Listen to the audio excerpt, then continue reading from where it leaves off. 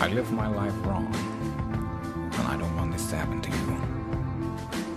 If you listen, I can help you change your future. The following few moments may very well change your life, and I wish someone had told me this when I was your age. You can step out of the shadows into the light. You were meant for greatness. You were meant for more than just what you do for a living. You are an eternal being, meant to inspire and help the world. Let's get it right once and for all in this lifetime.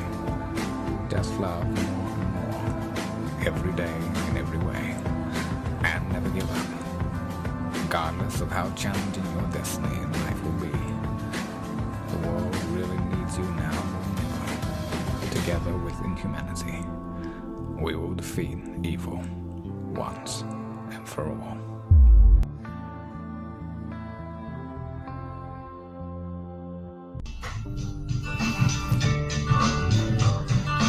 Early in the morning, rising to the street, like me and a cigarette, statues on the plate. Got to find a reason to got to find a reason why money's on the Oh, man. Live from Live Mana Worldwide Studios in the heart of Little Italy, San Diego, the greatest city in the world. Not that your city's not great, but San Diego's pretty fantastic. This is Joshua T. Berglund's Morning Gratitude with the Mayor. Wow, what a day. Guess what, ladies and gentlemen? This broadcast is brought to you by... I'm going to cry. This broadcast is brought to you by E360 TV. Oh, wow. I can't even spit this out. This is amazing. This broadcast is brought to you by E360 TV, the Edge Radio Network, the Melissa Hall TV show, Live Mana Worldwide, and SoCo Cannabis Creations. Praise God. I'm butchering these intros every day. I am so sorry. We are being heard live on Spreaker. We're being heard live. Oh my God, this is just, I'm so sorry. I'm going to get used to this eventually, but I have to be honest with you guys. Everyone listening on Spreaker live, everybody listening on the Edge Radio Network, everyone watching live on Facebook Live, and everybody from the E360 TV network, you have to understand that every moment, every day I get to do this, I get giddy and almost emotional. This is a dream for me. Gosh dang it, I thought I got my tears out this morning. Ladies and gentlemen, this is Joshua T. Berglund's Morning Gratitude, and I would be remiss to say, if I did not say that today I am grateful for all of the people that have made all of this possible. Melissa Hall, thank you. Aaron, thank you. Glenn, thank you. Manny Lopez, thank you. Everyone listening and watching on Facebook, thank you. SoCo Cannabis Creations, thank you. Dave SoCo, thank you. I'm so thankful. God. One day I'm going to get used to this, I think, but I am so thankful to all of you guys. I am really excited to be here. This is everything in the world to me. I love doing this. This is something that I get so excited. I have to make sure that I calm down my emotions before the show because every time I get to do this, I am excited and I feel blessed, and I'm blessed to I'm blessed to be here, and I'm blessed to have you.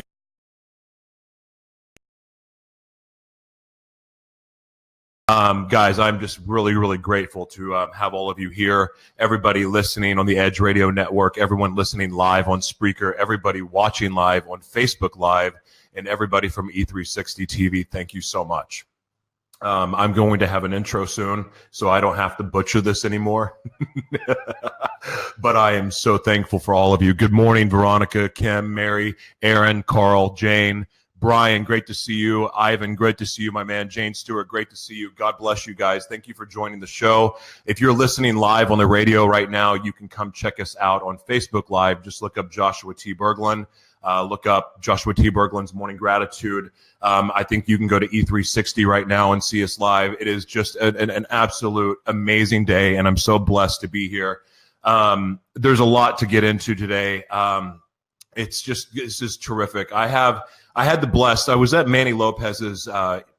Manny Lopez puts on an amazing event called Cervex, and at the Cervex San Diego, I had the pleasure of meeting an amazing woman. I mean, I remember just seeing her. I didn't know who she was, but I could just feel her energy, and I just and watched her smile and watched how she interacted with other people, and I thought, God, that's an awesome woman right there. And then she came up and talked to me and asked to take a picture. I almost lost it because I have so much respect for this woman. And now I am blessed to have her on the show. Guys, we are going to have a long show today because I also, right after the one and only Nancy Burroughs, we have Chris and Eric Martinez coming on the show. And I'm super stoked about that. Like, I hope I don't run out of energy. So I need your comments. If you guys have questions, don't be afraid to ask. And so, radio audience, if you want to be able to interact and ask questions, just come over to Facebook, join the crowd. We have a beautiful crowd today. Kim, good to see you. This is amazing. So you guys, let's get right into this. So Nancy Burroughs, MA. What does MA mean? Does that mean master's? I have my master's degree. I need to figure that out. She is an influential speaker for women's events, business events, conferences, and retreats. She has been the keynote speaker at numerous events, including Edwards Air Force Base.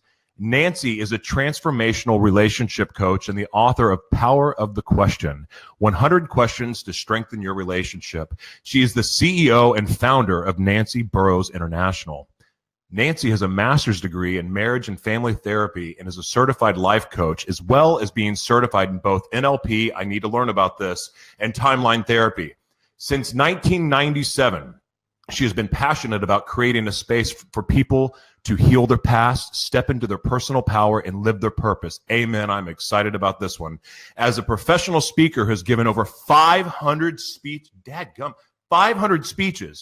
Nancy shares her personal story, which inspires others and gives them hope that there is a way to heal and restore love. Her profound concepts and tips will leave the audience wanting more as she expands their mind to new ways of thinking and behaving. Nancy lives in Leona Valley, California. Leona. I'm used to Indian words from Oklahoma. I don't know what that word is. Where she has been married to her husband, Michael, for 29 years. Together, they have raised 3 children, Jesse, 30, Jake, 27, and Leslie, 21. Coaching is the heart of her work. When there is an integration of knowledge and behavior, that's where wisdom begins and transformation occurs. She works with individuals, couples, teens, high schools, businesses, and churches. Her clients will walk away with skills in personal development and relationship mastery. Ladies and gentlemen, oh my gosh, the one and only, the lovely, the beautiful, and I'm blessed to call a friend, Nancy Burroughs. Welcome to the show. Hey, good morning. How are you? Good morning. Welcome to Morning Gratitude. That's a lot to spit out. You are quite the accomplished woman. I didn't know you were that much of a badass when we met. Wow. Golly. I thought you were a fan of me when you asked for a picture. I should have asked you that damn autograph. God. How are you today? I'm awesome. I'm so glad to be here. Oh, I'm so happy to have you. I'm sorry about my emotional intro. I got to tell you, man, God is amazing. And it's just like every little step to achieving this childhood dream of mine. God, I'm going to quit talking about it. Anyway, so Nancy, what are you grateful for today? Okay, well, right off the top, I am really grateful to be here with you and your people. Right? so awesome to get together and share energy and tips and concepts to help people. I just love that. I love it. I'm also grateful for, as you just mentioned, God's unconditional love. I mean, where would we be without that? No matter what I've done or how well I've done it or how poorly I've done it, God loves me regardless. So I'm going to bank on that one, right? I'm grateful for my family. I love being surrounded by my people, right? They make me happy. Mm-hmm. And okay, I bet you don't know this about me, or you might. I love taking photos. So I'm very grateful for nature. I love the ocean, the trees, the mountains, the snow, the textures, the colors. I love it all. Love that picture. No. So if you're listening on the radio right now, I really want to start this thing. This is what my friend Melissa Hall had a suggestion about Funky Photo Friday. And I love seeing people's funny photos. And so here's my funky photo. It's right in. So I'm sorry, I didn't mean to interrupt you, but tell us about your photos. Oh, I love taking photos. Different angles, just seeing things through our eyes, right? Everything in life is how we see things, whether it's a photo or it's in our relationships. How are we seeing things? Through what lenses are we seeing things? Wow. Are we seeing things through anger? Are we seeing things through joy? How are we envisioning things? I love that. So tell me, the motivation for the photos and that angle. So give me an idea of a situation in a relationship. Speaking of, because let's just go with men and women. Mm-hmm. We speak completely different languages. And we see things through different lenses. We see things through various experiences. Absolutely. So let's talk about that. Hmm. You're the photo. I mean, you were mentioning photos. So let's talk about it. Explain to me like scenarios of how people look at through these different lenses, how that can affect our relationships and how we might be able to improve them. Absolutely. When we come into this world, we come in so pure and we come in with joy, and there hasn't been any trauma. We just want to be loved, right? Loved and held. Right. And then the world comes in and we're watching and we're depositing these thoughts into our brain, right? Maybe there was a math teacher that said, you know what? You just don't do math very well. And so what did I tell myself? I actually heard that. What did I tell myself? You're not very good at math. So I might have deposited the thought, you're just not that smart, right? Or life happens to us. And, I was sexually abused by my brother, my adopted brother. So what thoughts might have I put in my head? I'm dirty. I'm full of shame. Tainted. I was adopted. What thoughts might I put in my head? Oh, maybe you're unlovable. People will leave you in life. So see how the world comes in and we have an emotion, then we get a thought, and then we attach beliefs to it. Then we write a story in our head. I know this is a lot to follow, right? Then we write a story in our head and we believe it, whether it's a lie or the truth. Yep. Oh my God. My picker is broken. So everything you're talking about is the stories I refer to them as labels, but they're stories. And, sure. After what had happened to me as a child, with being molested, I thank God it wasn't a family member. I can't imagine what that would have done. But the physical abuse, the abandonment, and then letting that poison my soul. But I told myself I was damaged. I would never, like my mother and my grandmother are the biggest influences in my life. And I know they're not perfect, but I had them on a pedestal because it's what I respected. That was the model woman that I desired and I wanted.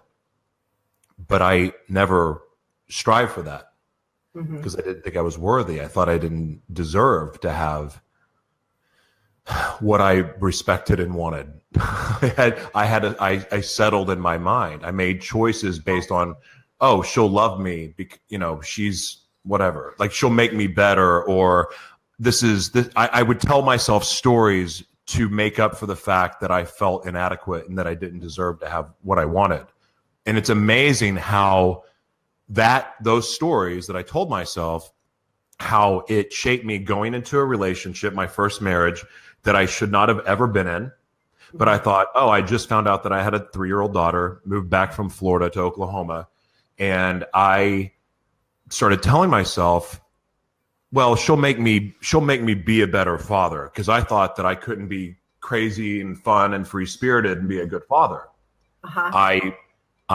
So I settled. And then what happened was I got in a situation where now I'm stuck in this commitment that I didn't want to be in. So then I started living a double life and then a triple life. Mm-hmm. Then I get divorced, lose everything, and then walk into another relationship in a situation that was even worse than the last. Mm-hmm. And then started living a triple and quadruple life. And started putting all of these masks on. And all I did, because of a story and a lie that I told myself, and it altered my course for years. Exactly. And all of the damage that I caused because of that is, I mean, looking back at it, man, it makes me sick, Now, I live my life much differently now, but think about all the people out there that are telling themselves stories and lies, and the damage that it's not just causing themselves, but they're causing other people. Uh-huh. So it's just it's amazing to me how powerful the stories we tell ourselves are. It is. And isn't it interesting that by telling us these stories, we think we need to be somebody else, or we need to take on, I remember when I first got married, I was like, if I just keep the house clean, if I'm keep my kids clean, if dinner's on the table, he'll love me more, right? Yeah. And it wasn't for me, it was my actions. If my actions just match what I think the perfect wife is, he'll love me. And when I first got into the speaking business, it was like, oh, I want to be one of those women of faith speakers. I want to be up on the stage. I'm going to wear what they wear, and I'm going to act like they act. And I was trying to be somebody I wasn't. Right. And that just doesn't work because it's not authentic. It's not real. And it's almost like false advertising, isn't it? Right. How are they going to really love us because they don't even know us? Tell me, so you mentioned that you were raped by your brother, correct? Mm-hmm. Okay.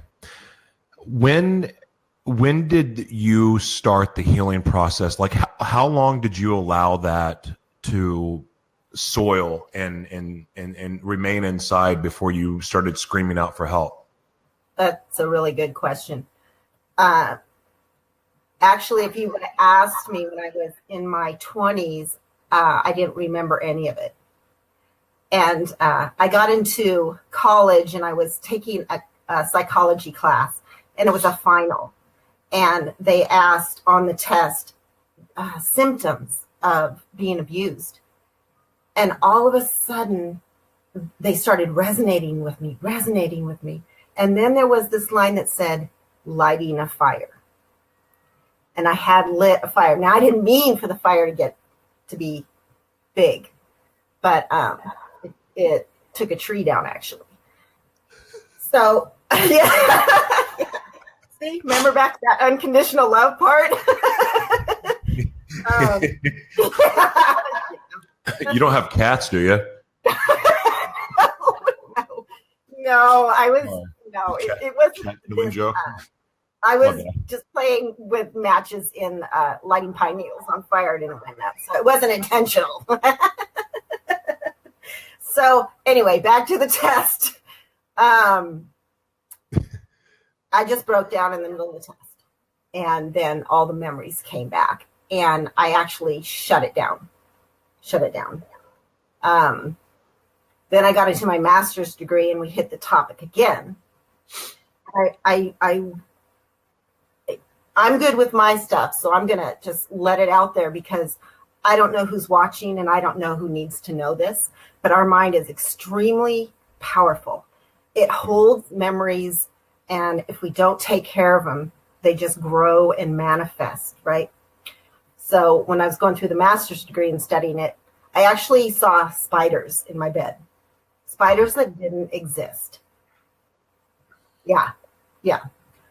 So I thought, you know what? I'm not going to approach this because I don't want to keep seeing these. And so I didn't approach it. But you know what happens when we don't take care of the past, when we don't heal what's broken within us, they will keep manifesting and we won't be in our authentic skin and we can't do the great things that we're meant to because this stuff gets in the way. So finally, when I was 50, mind you, it took me that long. That's why I wrote my book, The Power of the Question. What it is a concept book. And I asked myself the question, how come I'm not excelling? And your subconscious will answer things when you're ready for the answer. And in the morning, I heard, heal the abuse. No. Oh, look at that. I just destroyed it. Okay, back. So I said,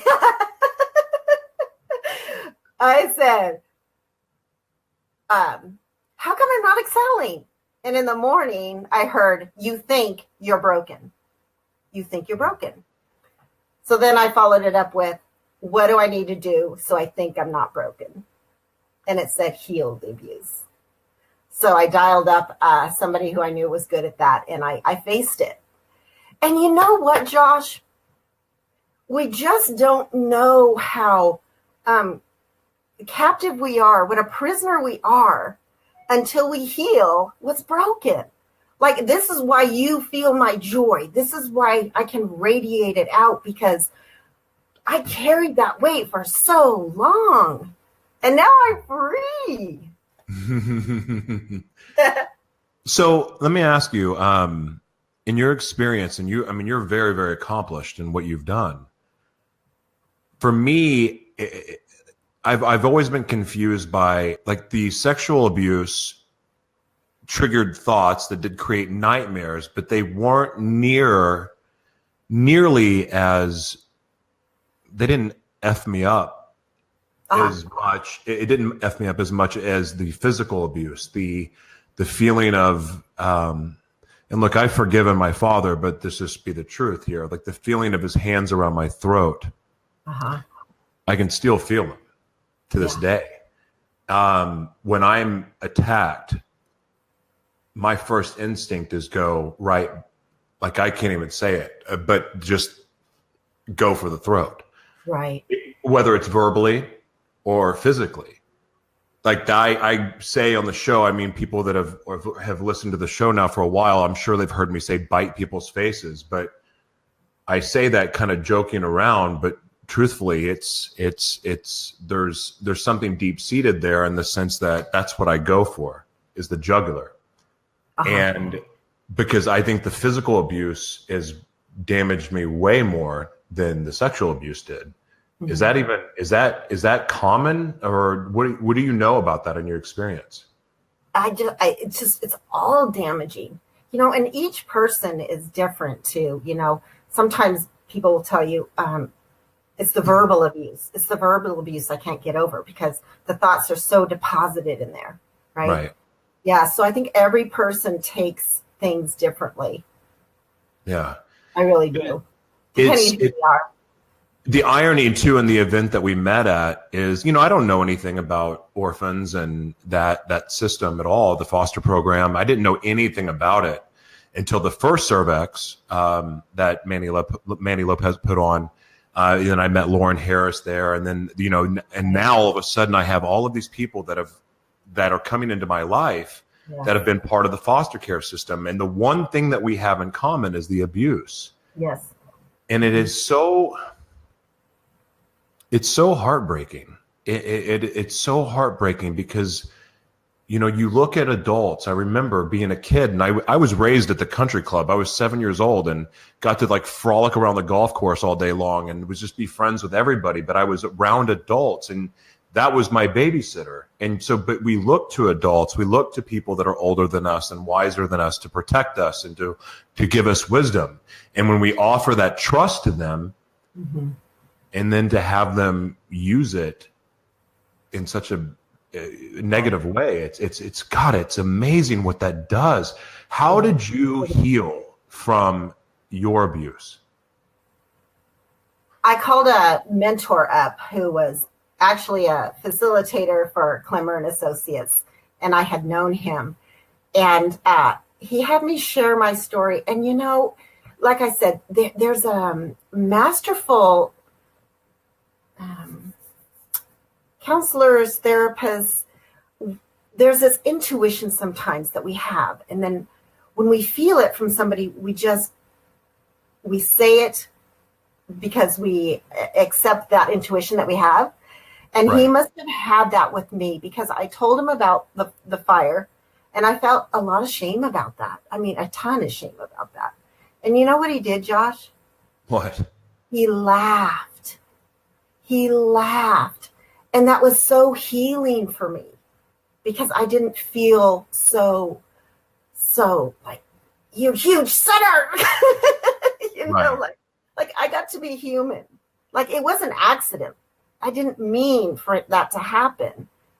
Yeah. The most freeing thing for me, in this journey that I've been on the last, I guess it's 3 years now, and the heal, where I finally started doing the work to heal, is the moment I realized I was grateful for everything that happened to me.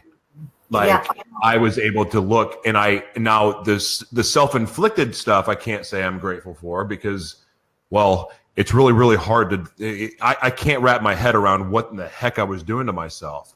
But the things that happened to me, I now look at it and smile and go, this was part of God's plan, because now I have a voice.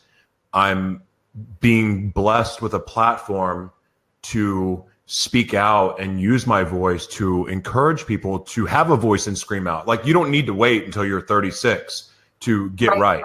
You don't need to wait. You can do it now. You can start the process now. And a lot of the healing, and I know this is something you're big on, but a lot of the healing started when I finally accepted the assignment from God to live my purpose.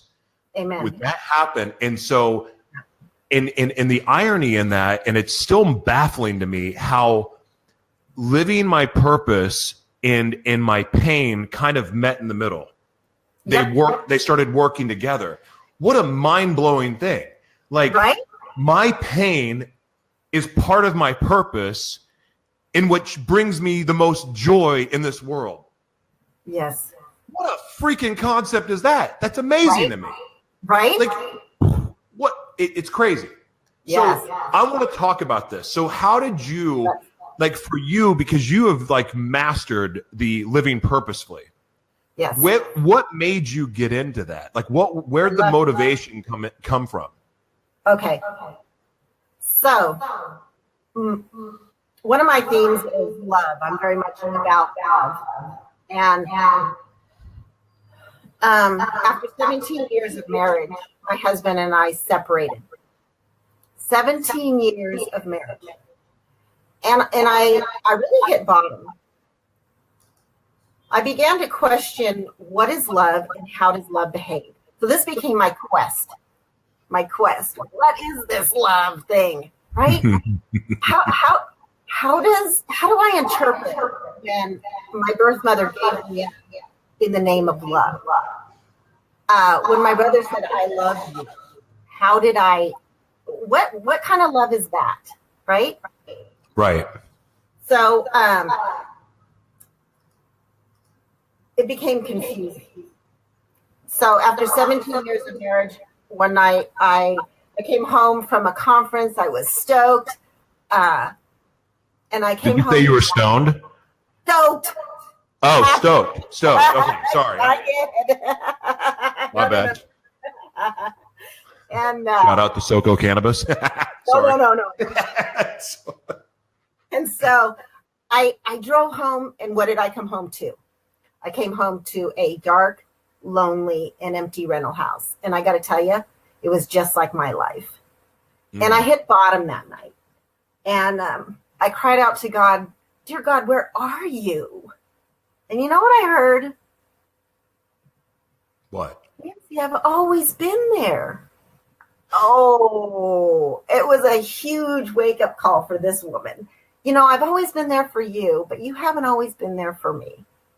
And it was a very humbling moment, and it was a defining moment in my life, because I was one of those wives that was like, it's your fault. Talk about resentful. I was so resentful. Holding a grudge? Oh, heck yeah. I can tell you what you did 10 years ago. Women have that superhuman ability to right? pull stuff. Oof. Yeah. So I got humbled. And instead of opening my favorite book and looking at a few verses and going, oh yeah, I got to go to Vaughn's now.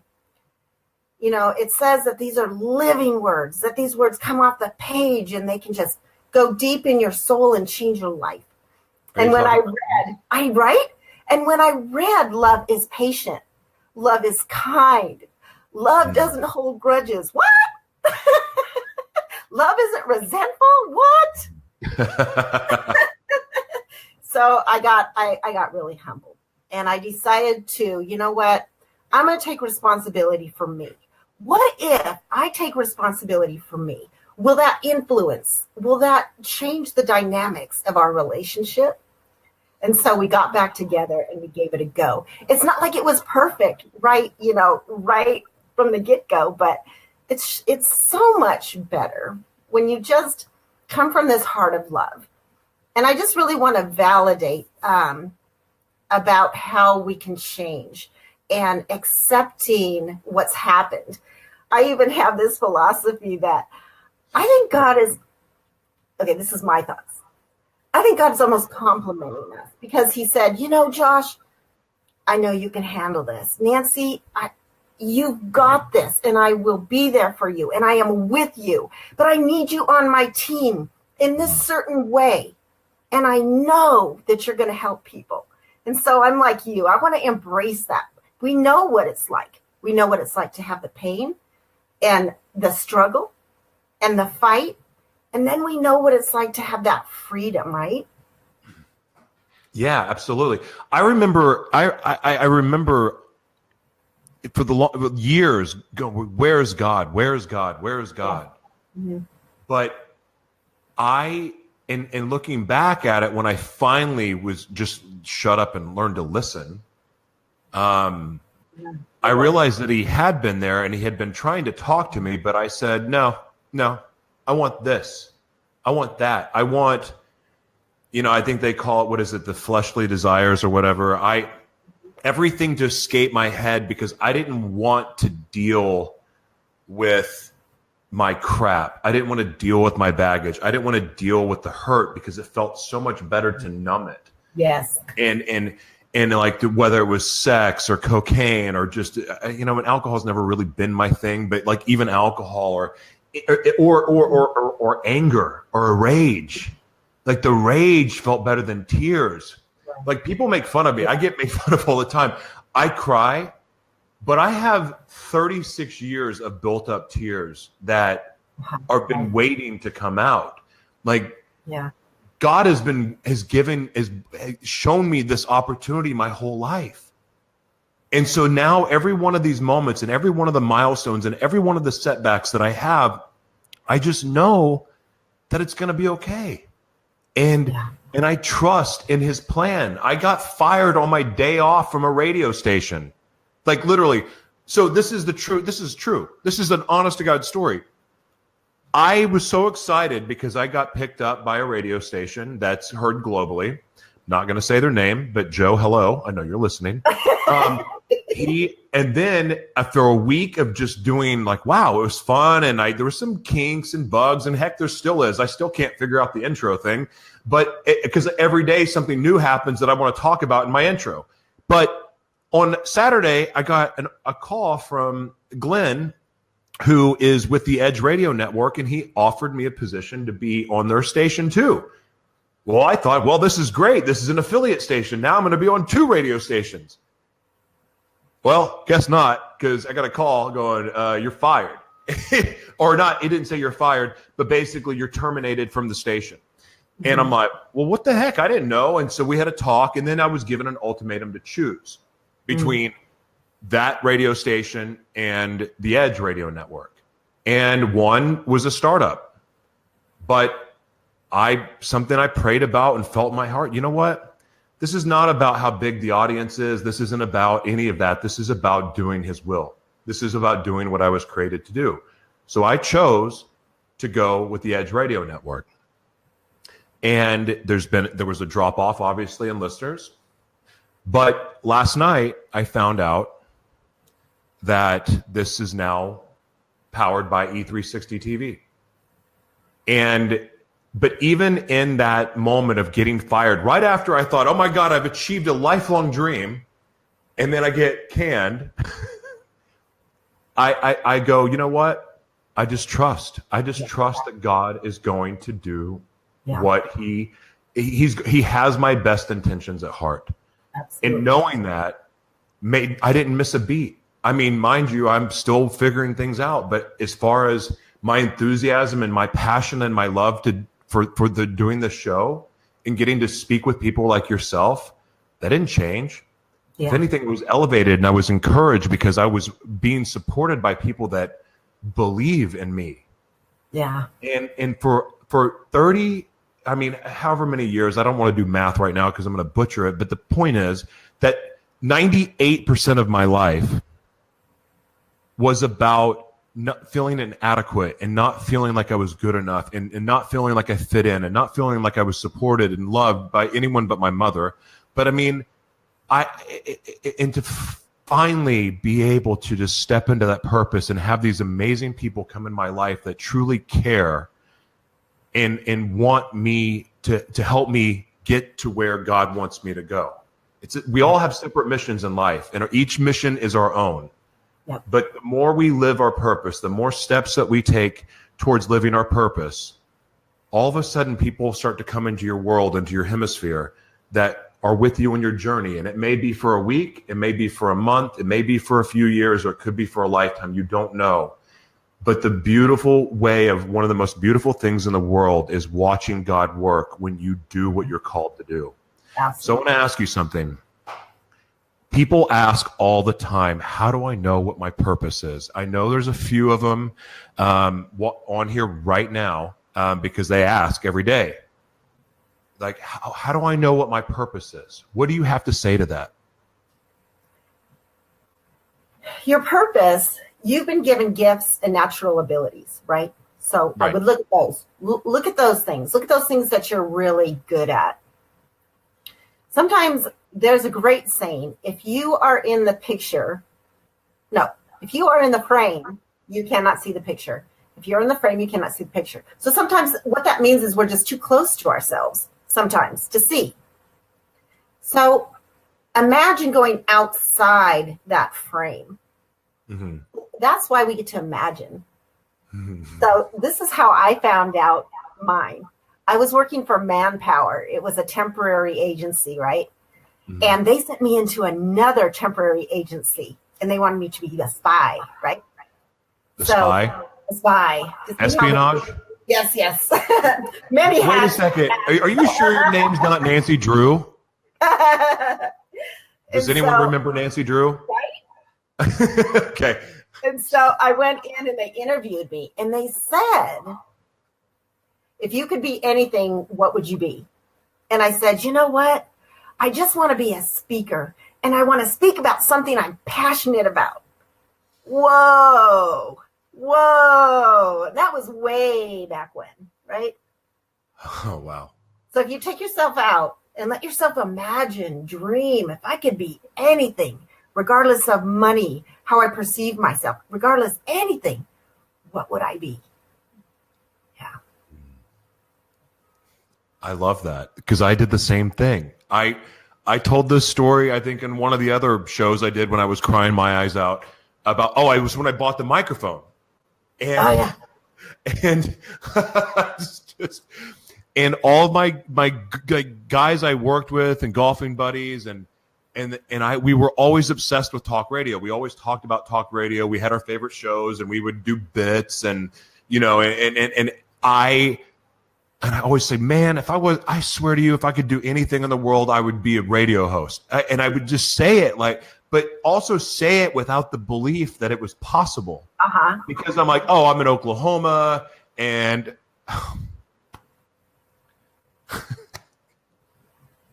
I'm such a boob. Anyway, I'm in Oklahoma. I'm in sales. Like, I can't do radio. I'm not going to go to radio school. I'm not going to do any of that stuff. Oh my gosh. I got to tell you, every day, I just think about those little seeds that were planted and I always pull up my phone when this happens, but morning gratitude started on this phone. And to think about that, and I didn't take it serious, but the minute I go, wait a second, after hearing TD Jakes talk and the minute of like doing this purposefully, setting the time, 9 a.m. Pacific, and treating it like a show and trying to do, I would put YouTube videos up originally because I wanted to have the intro, because one of the things about lives are like, I'm going to wait for some people to join. And you're sitting there awkward for 10 seconds. I'm waiting. I'm like, come on. So we're going to play music videos. Well, then YouTube got mad at me. And then I figured out, someone blessed me and said, you only get 30 seconds of music before you get in trouble. So that's where the music came from. But also the music, that is also what helps me nervous. You saw me on camera. Like, I'm a nervous freaking wreck before I do this, especially today. But I mean, here's the thing. And I think this is something that you're saying is, if you have a dream and you feel it, you know it, and you go, man, if I could do if you're saying to yourself, if I could do anything in the world, I would do this. Now, look, if it's be a doctor, yeah, you're going to have to go to school. You're going to have to study. Whatever it may be, the point is this. The first step you take is not going to get you there. It's a freaking journey, and you got to work for it. It's not easy. Right. It's not going to be given to you. But if you do it purposefully, if you take the steps purposefully, yes, I promise you, your dreams will come true. I swear to you. Yes. Dadgummit, if anyone can, I'm proving it. And I've not reached my goals. I have not. Where I want to go with this and what I want to do, I'm not there. Yes. But dadgummit, getting there is not the fun part. It's the journey, baby. Yeah. It's the journey. Every day, like that step, one more step. The joy is unbelievable. And look, life still is going to suck sometimes. But when you wake up in the morning, you get to go, man, I'm going to go do this. I get to do this. Right. It's beautiful. Right. Sorry. The world wants to tell us, okay, risk it, go for it. I honestly don't believe we're risking anything, because we've already been deposited these gifts and natural abilities. And I'm sure, have you ever been like this? Okay, God, well, I have this great idea for you. If you could just manage this for me. And then he's like, okay, well, when you're done, I've got some doors for you to go through. So let me know when you're ready. But he does. I think he just opens these doors, and we could never get there on our own. Yeah. And how do you know if you don't try? Right. And look, guys, I want to say something. I have to say this. You don't have to have the money to do it. If you have a dream, there's a way that you can at least take the step. If you want to be a writer and your dream is to write a book, and you don't own a computer, notepads, right? If like I'm dyslexic, one of my dreams is to write a book.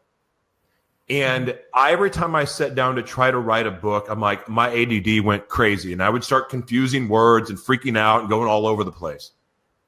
But then I started blogging when and this was part of the journey in getting here, and we won't go into the story, but I taught myself to write by blogging, and it would be like a couple hundred words at a time. And like, cause that's all I could focus on. And then I developed what I learned about flow state. And I learned how to trick my brain to where all of a sudden, like all the craziness and noise around me became this channeled energy where I could just write. And then sooner than later, I'm writing 1,400 word blogs going, oh crap, I got to cut this in half because they say to have it at 600 words. I have 65 chapters written for my book. And I was a dyslexic mess. I still am. If you want to do something, you just got to take the first step, and then the next day take another step. And if you take a step back, do your best to take 2 steps the next day. That's right. Yeah. I remember when I was at the workshop and the facilitator said, what are you doing to move forward in the purpose of your life? And my answer was, absolutely nothing. And so I got moving. And remember that speaker I wanted to be? Mm-hmm. So I claimed it, right? I said it out loud. I want to be a motivational speaker. When I went home after this workshop, I tell you what, Josh, I went to this restaurant and there happened to be this piece of paper on the door and it said, Toastmasters meets here. And I was like, I've never seen this before. What? So, it's just like you said, one step at a time. And when I first started speaking, when I was nervous, Josh, this is what my lip would do. It would distort like Elvis. And my chest would break down. I can't do it.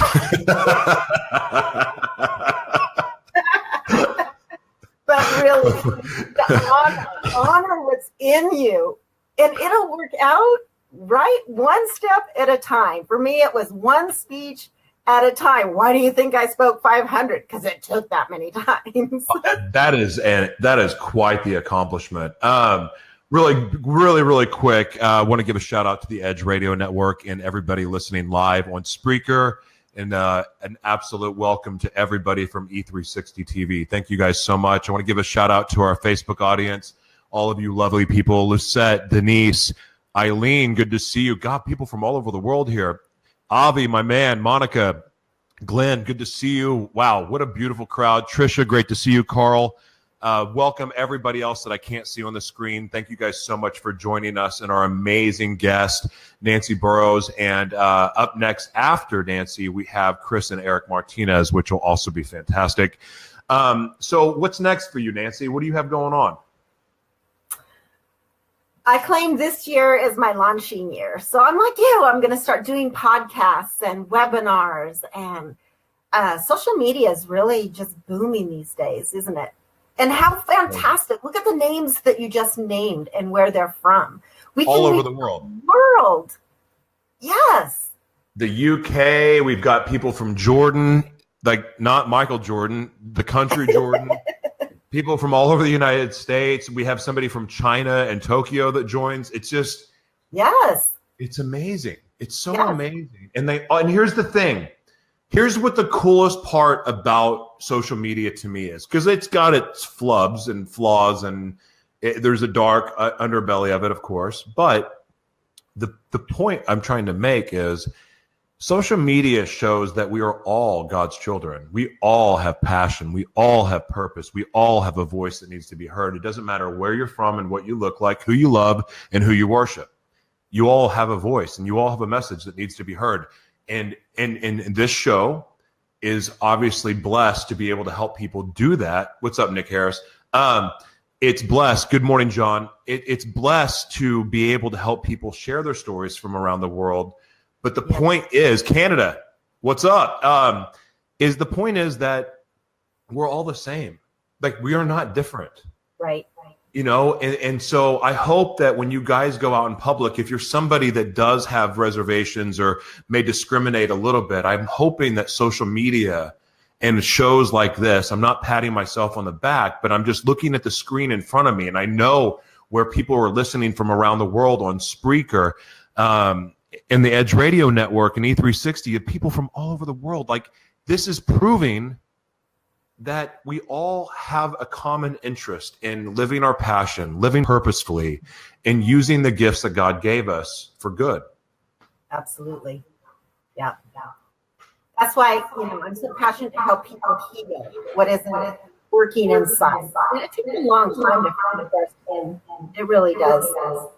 So how can we really embrace that purpose until we heal what's preventing us from really stepping into that greatness that God gave us? Right. Absolutely. I want to tell me real quick, and we're almost out of time.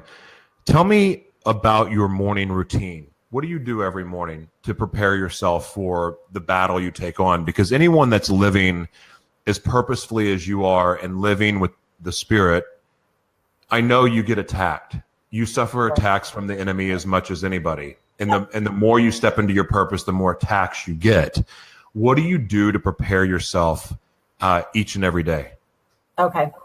So I believe I mentor people and people mentor me. I believe it's two ways. So I'm up at 5:45 and I'm on a motivational call from my mentor. That sets me for my purpose. Next thing, what do? One of his assignments was write out a list and pick 2 of the things that are most important that would change your life. You know what was on that list? Read my Bible. And it was this wake up moment of, you know what? Every day, just as committed as we do anything else, whether it's Facebook, right? Or that 5:45 motivational call. I can get up for the call, but not read my Bible. Hello. So it's plugging in, man. It's plugging in. Absolutely. Man, you know what? For being on the show today, I'm going to give you a giraffe. Awesome. Yeah. You cannot sell it and you cannot give it away. What are you going to do with it? What am I going to do with it? You know what? I'm a collector of things like that. So see this? This is a little chair that one of my mentors gave me to imagine sitting alone time with God. These hearts, except for the red one, I find on the road. I think God romances me, and I find these hearts everywhere. Everywhere, Josh. So the giraffe is going to sit there, and it's like, stick your neck out in your purpose, right? Make things happen. Ask for things. Be of service to other people so that things come back. I think it's a great reminder. That's what I would use it for. I've never heard that answer before. I'll take it. Okay, hold on. I got one more. Last one. A penguin walks into a bar wearing a sombrero. What does the penguin say, and what does it do? I would really like to turn this sombrero in for a tuxedo. Do you know what I can do? You are our guest. You can do whatever you want.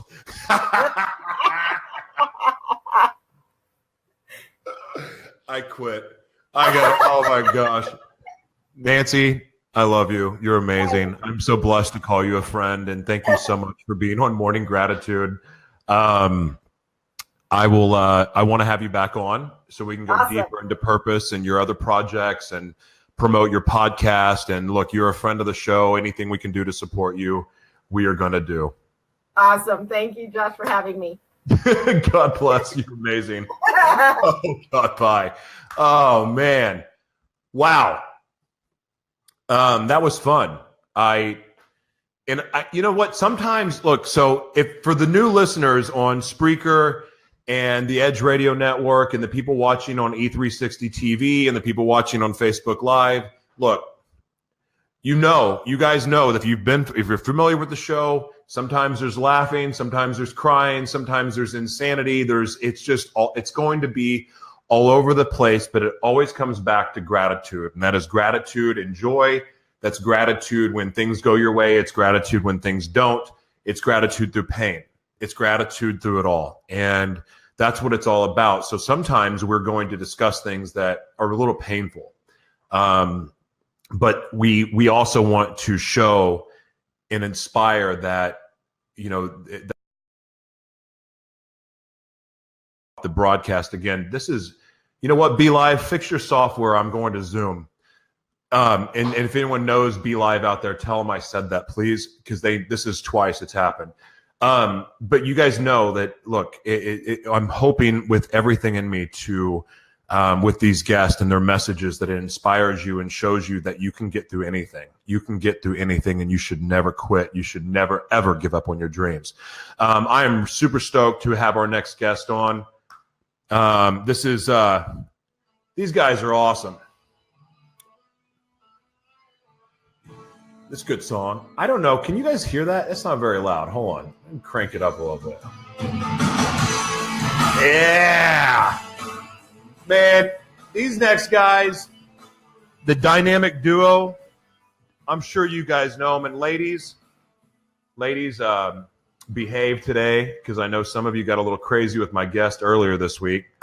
And look, Chris and Eric Martinez, I had the pleasure of meeting them also at Cervex, but this Cervex in Orange County. I love these dudes, man. Like millennials, I'm sure they're millennials. They look like millennials. They're younger than me. Anybody that is that age that is trying to set the world on fire in a good way and inspiring people, improving people's life, mind, body, spirit, health, all of it. These guys are just, man, they're incredible. Like, they're incredible. They're so inspiring. I love what they're about. And I'm honored to have, I'm honored to have everybody on my show, but these guys are kind of celebrities. And to have them on the show, to have them come talk to you guys means a lot to me. So we're going to get right into it. Ladies and gentlemen, the dynamic duo. Oh my God, they're identical twins. It's kind of fun. I can see them. You can't see them yet. They really are. I think they're freaking identical twins. They look exactly alike. I want to ask them about dating. Chris and Eric Martinez, what's up? Welcome to Morning Gratitude. How are you guys? Joshua, how you doing, man? Thank you so much for having us. And hopefully the eyebrows aren't taking over the entire screen. That was kind of our big concern coming on here. Dude, I got some pretty big eyebrows too, man. But I got a bigger head, so it kind of pulls them apart a little bit. Wow, you guys, welcome to the show. Thank you so much for taking the time to join us. How are you today? We're doing good. I mean, can't complain. I mean, Friday, the weather's great out here in sunny SoCal, so too blessed to be stressed, as Manny Lopez says. You know what? It's every time I talk to him and he say it, he really means it. Yeah. He really means it. And it's terrific because, yeah, it's a great mantra. Guys, first and foremost, before we get into it, what are you guys grateful for today? Just waking up another day. Honestly, I really try to just, practice just a life of abundance, just my surroundings, this guy right here, my girlfriend, everything, so I'm just grateful for those things. Sometimes, we take the small things for granted. So I'm just grateful for that for myself. Yeah. And one thing, are you Eric or Chris though? I can't tell. And I want to know, how in the world does your girlfriend know the difference? You got to take a guess right now. Okay. So on my right, wait, I can't point. So my right, Chris. Wait. Let's go by the shirt. I'm colorblind. They look like the same. The V-neck. Okay, V-neck is Chris. Joshua. No? That's Eric. Gosh dang it. All right. So I want to know, what is the difference? Because you guys look exactly alike. I think the biggest difference is I have more tattoos on my arms as opposed to Chris. So that one's kind of like a dead giveaway. But if we're both wearing hats or long sleeves, that's a tough one then. Well, let's not fool anybody though. I am better looking than him though. Well, you guys look exactly the same. I think one of you should cut little things in your eyebrows. Right? Oh, yeah. Like Vanilla Ice. Anyway, so I really appreciate it.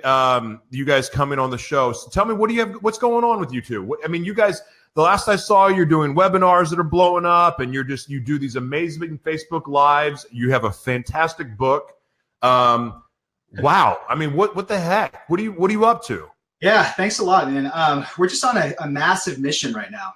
We're just really trying to stick to like our vision, our core values, what we're about, what we've learned the past decade, just like, being business owners, being entrepreneurs, just what life has taught us. We're constant students. We're trying to get better, surround ourselves with people like you to uplift us, stay hungry. So, man, we are just on this massive mission, but it's tough. We have our ups and downs like the entrepreneur roller coaster. But we're trying to stay focused. We're trying to make an impact on the world. And yeah, that's pretty much what we're up to right now. So what exactly is the mission? So the main mission really is just to impact lives. Like for us, when we first started this out, it was really all about fitness, really changing body compositions, increasing like confidence, all that stuff. But now it's really evolved into really just helping people become a better version of themselves, and then using the fitness as an icing on the cake, right? So we're huge into personal development. We're huge into shifting their mindset. We're huge into transitioning what we call living a badass lifestyle. And then on top of that, that's when you start adding the fitness in, right? That's just a tool. Okay, so right now we're trying to really, cultivate all 5 of those elements that we're talking about for somebody. And that's just to add on to that really quick. This is something that we really talk about more in depth in our book, The New Era of Fitness. So we see fitness as a form of personal development, and just with where society is going, where technology is going, it's just like if you're not working on yourself as well as kind of your body, then you're really not going to evolve. And we're trying to preach more to chase the 6-pack in the brain first, then chase the 6-pack on the outside, right? Everybody just wants to be physically fit, but nobody wants to be mentally, emotionally, and spiritually fit. So this is the thing. So there's a lot of the personal development gurus, when you look at them, they're sloppy. I mean, everything that comes out of their mouth is great. It's like a pastor who is preaching about the importance of eating well and talking about the Daniel plan. I didn't mean to call him out. He just rejected me to be on the show. But he's talking about being healthy and fitness, and he's preaching it and talking about the Daniel fast, but he's not working out. Motivational speakers the same way. Like you cannot if you're not taking care of yourself physically, how do you expect your message to be taken seriously is what I've always believed. And what you guys are doing, you guys incorporating all of it because it all matters. I love that. But I want to know, you guys are millennials. Like people are like, how do you feel about like millennials are so disrespected. Like they're lazy, they're this, they're that.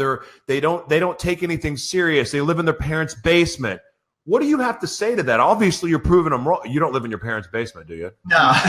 Okay. So what do you have to say about that? Because I personally think millennials are the most misunderstood generation since maybe the 60s generation.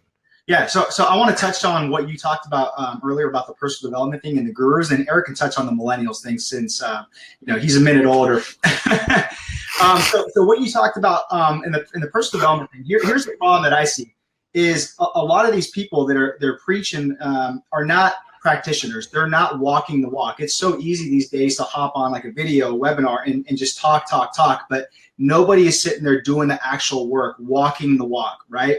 And that's something that what we really pride ourselves on is being true practitioners. We live and breathe this lifestyle every single day. And we admit when we make mistakes, we admit when we need to sit there and learn something, change something, and then we'll go out there and teach it. And I think a lot of these practitioners, they're just one-sided. They just sit there and they read a book or they go to a seminar, they come off this high and they're just like, okay, well, here, you got to do this, and then you got to buy my product. But they're not really living, breathing the lifestyle, and they're not really true practitioners.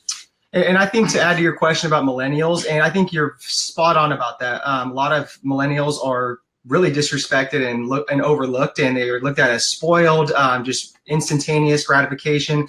And there is some truth to that, but at the end of the day, it's like millennials are, what's going to take us, through the next generation, keep innovating with things going around. And it's like a double-edged sword, right? To me, it just comes down to surroundings, your upbringing, your mentors, that's something that's really key. So for us, we're thankful for our parents, just raising us right. Then we put ourselves in a position with mentors. So the last 5 to 7 years we've invested in high level mentors from fitness, business, marketing, personal branding, to where it's like we want to expedite that learning curve and learn from them. And a lot of millennials don't want to do that, right? They think that they can do it on their own. They have that superhuman ego and syndrome. So I think it just really comes down to where is this millennial's mindset at? Is he basing his business around his core values? Is he, is he in the growth mindset, or is he still in that fixed mindset?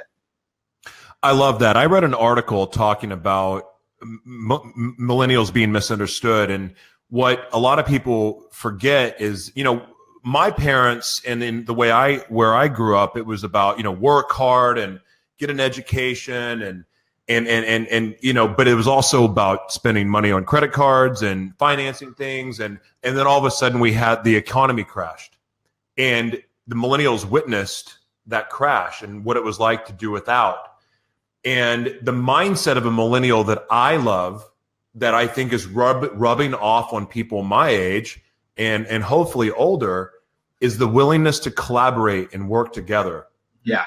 It's changed to me the way networking is looked at, because you guys are willing to work together, collaborate, come together for projects. And whether it's temporary or long term, the fact is you're willing to collaborate. You're willing that you don't necessarily need to own the 50,000 square foot house. Like, Uber is a thing now where we have a more of a shared mindset. But it doesn't take away from your drive. You guys are two of the most motivated people I've ever seen in my life. And you're trying to change the world. You're trying to make the world a better place, because maybe you've seen a greedy world and you want it to be different. Like, that's what I like about millennials. Yeah. No, thank you very much for the kind words too. No, man, I think you guys are great. So what I do want to know, though, you guys have taken on a huge mission. Like, I mean, you really are trying to change the world. Where does that come from at your age? Like, who installed that in you, that drive, that passion, and that desire to do things as right as you can do them? No, that's such a great question. A lot of people don't ask us that. And I think that comes down to our father, right? So unfortunately, he passed away 14 years ago. We were seniors in high school, 3 days before Christmas. He was a correctional officer at San Quentin State Prison. So, he fell asleep behind the wheel, passed away. So our life really changed after that. So it's been an uphill battle ever since then. Then our mother turned to alcohol, antidepressant pills. We lost her mother due to cancer. So like I said, it's been a lot for our family to handle, and for us as well too as individuals. So I think what really installed all that, that grit, that hard work was our father, because he worked his ass off. He really did. And we saw that day in and day out. But as, young kids at 13 to 16, you don't really appreciate that. You don't see the work ethic. You don't appreciate that. But then as you get older, you reflect on that and you're like, wow, our dad was amazing. Like, he literally was, the role model, everything for our family. So that really stuck with us. And we're like, wow, we were blessed with a gift and talent with work ethic, to where it's like, we are relentless. Right. And then we get our integrity and our huge heart from our mother. So, with those two combinations, that has really been kind of like the recipe for, our drive and our vision and mission, that has brought us to where we are today. I love that. And I'm so sorry. For the people that do not know Chris and Eric Martinez, I want to read this real quick. They're known as the Dynamic Duo. They operate a world-class online training, nutrition, and lifestyle consulting business by the name of Dynamic Duo Training. Chris and Eric are also business coaches that help fitness enthusiasts grow their online businesses. Along with being #1 international best-selling authors and speakers, Chris and Eric have worked with thousands of people via online and in person to help them look better, feel better, perform better, and live a dynamic lifestyle through training, nutrition, mindset, personal development, and lifestyle practices. They practice what they preach. I can attest to this.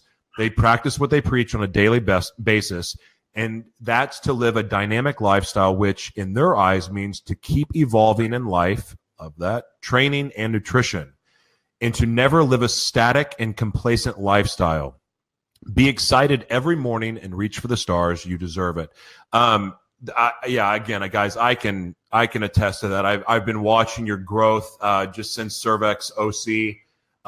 Just really, really proud of what you guys are doing, and I love that.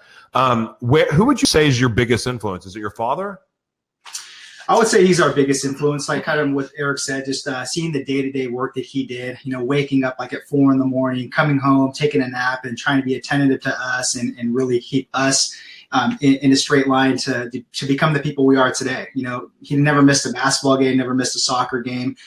So yeah, he is our biggest influence, and it's like, unfortunately we lost him at a very young age, but that's exactly why I think we gravitated towards mentors as well too, because we wanted to keep surrounding ourselves by higher level mentors, people that have made mistakes and people that can teach us. And that's, I think, another reason why we have such a huge drive to make an impact, is because we see the power of what mentors can do. And if we could have had a mentor from 18 to 24, which was the darkest period in our life, if I could have had a mentor there, man, I could have avoided so much pain and agony, but it's one of those things you can't rewind the clock, but you could always go forward and teach people so they can avoid that situation too. Absolutely.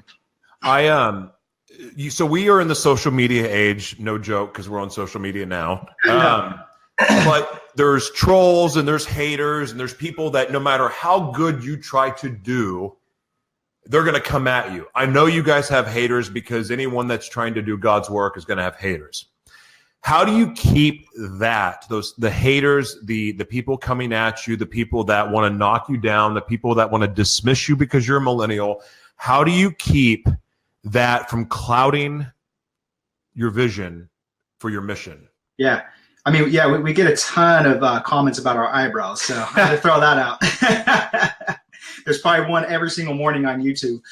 But to be honest, though, man, there's kind of two ways to go about it. I've seen like some other influencers. They'll sit there and attack people. They'll let it ruin their day. They'll let it get under their skin. They'll fire back at the comments. For me, I am not going to waste a single minute of my time, my breath, my energy towards a comment, towards anything like that, right? So I ignore them. You know what I mean? There's this old saying where it's like you can wrestle with a pig, but at the same time, you're going to get dirty or something like that. It's so true, man. That's exactly what they want. They want you to wrestle with them and go back at it, and then they end up winning, right? And then you end up wasting time, energy. You're frustrated. You lose track of what you're doing for the day. So for me personally, I don't give into that stuff, and I recommend people just don't even give into it. Don't give them the time of day. Just brush it off like it didn't even pop up, Yeah, I agree with Chris on that too. I'm very much like that. And one of our mentors told me one time, he was like, you know what, don't even waste your time with that. The best way to get back at your haters is just keep doing what you're doing and live that awesome lifestyle. And then that'll shut them up. I love that. I love it. Wow, man. So there's so people are already harassing your eyebrows. So, Spreaker audience and the Edge Radio Network, you guys cannot see the comments unless you've come over and joined us on Facebook or E360 TV. But, oh my gosh, the comments are hilarious. You trolls. Randy, you're a troll. Bonnie, oh, here they are. Here she is. Bonnie already likes you guys. Hi, Bonnie. How you doing? Bonnie, you cannot sexually harass our guest. You calm down. Lauren Harris, yes, I know it's a white door. We're getting a green screen soon. Leave me alone. Lauren also says, you almost look related. It's uncanny. LOL. Hi, guys. Love these guys. What's up, Lauren? How you doing? Elizabeth Cantu, hope you're feeling better. She says you guys are awesome. You guys are awesome. So where do you want to go? What's the next step? You guys got a lot going on. You've got your hands in a little bit of everything. What is your ultimate end goal? What's your goal? What is the goal that you have that almost seems unattainable, but you're going to get it? That's a great question. And number one, I think, is just, right now this year, we're really testing out, more speaking engagements, seeing if we like the lifestyle of actually traveling, which already is pretty exhausting. So we have a lot of speaking engagements that we're very grateful for coming up in 2018.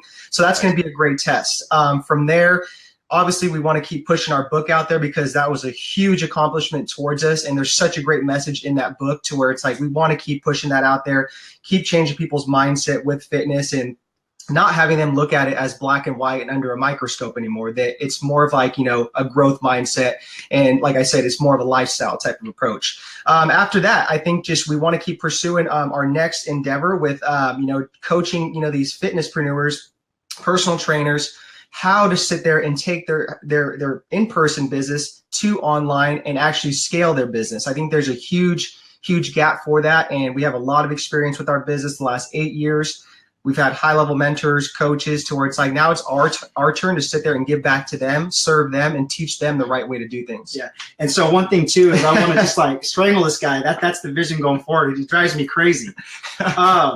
But seriously, though, one thing, though, I think is a great message, too, for your listeners that we've learned and going forward. It's great to have a vision, very crystal clear vision to keep you on track. But I think it's also important to not get married to that vision, because what that's going to do is it's going to create you to be fixated on that. And you need to be able to pivot and adapt when things come up. And us as humans, we have different interests. Things come up, different opportunities come up. And I think you need to be able to sit there and adapt and pivot to some of those opportunities. And I'm a huge proponent in experimenting with things, right? So like with Eric and I, we love experimenting with things like what we're doing, speaking right now. We want to experiment with maybe doing some masterminds of ourselves, some workshops, some meetups, things like that. So you just got to test things out and see what you really like to do going forward, but still stay within alignment with your vision. But don't get so fixated on it. It's like it's this straight linear line.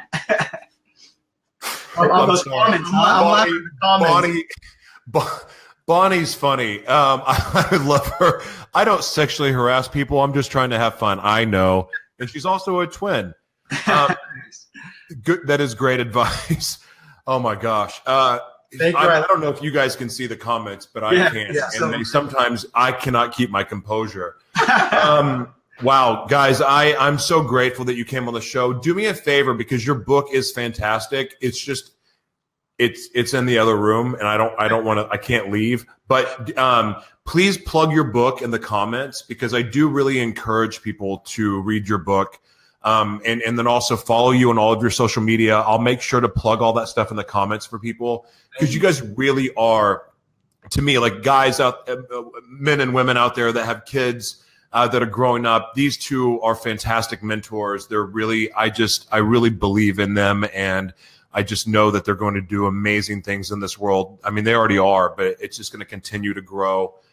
Chris and Eric, thank you so much. I'm also going to give you a giraffe. A giraffe, huh? Yeah, but you have to share it. You can't give it away, and you can't sell it, and you have to share it. What are you going to do with the giraffe? Oh, man, I guess I'm going to put it right here next to this bookshelf that I have so I can see it every morning. And then I'm like, oh, Joshua gave me that. No, it's a real giraffe, dude. I don't think it's going to fit in that room. I know this guy, a giraffe fitting in the room. Josh, it's a real giraffe. What are you going to do with it?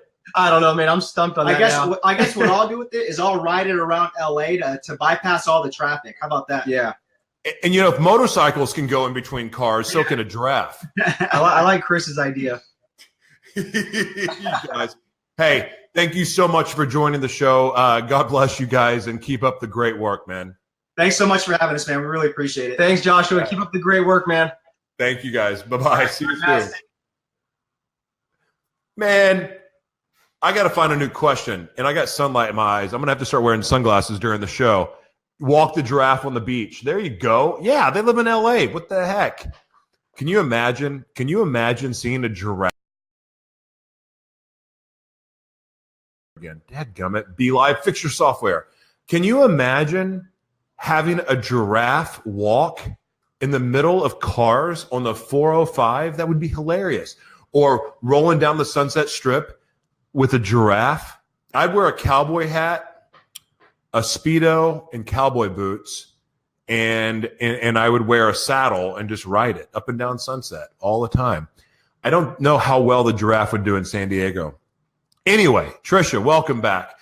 Okay, so everybody listening, everybody that's listening right now on Spreaker and the Edge Radio Network, thank you guys so much. This has been an amazing week. It's been a tremendous blessing and so many new changes. E360, really starting Monday, is going to be an adventure. But I want to thank all of you guys that are watching on E360 and from E360. Thank you for the support. Thank you for believing in this show. Thank you, Facebook audience. You guys, I'm so thankful for you guys. I love you guys so much. If you're listening on the radio right now, you can follow the madness that happens in these comments every day. If just look up Joshua T. Berglund's Morning Gratitude, or just look up Joshua T. Berglund. We stream from both. I want to give a shout out really quick to SoCo Cannabis Creative.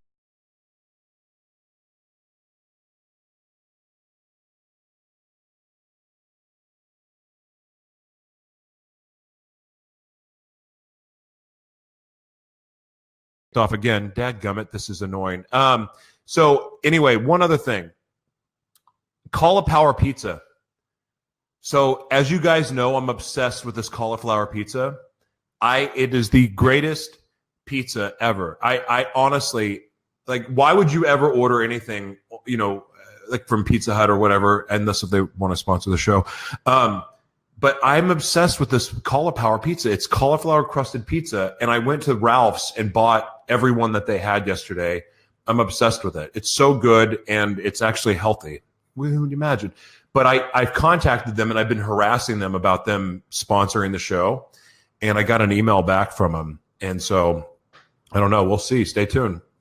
Anyway, you guys are amazing. I'm so grateful for all of you watching the show. It means the world to me. It's been a fun week.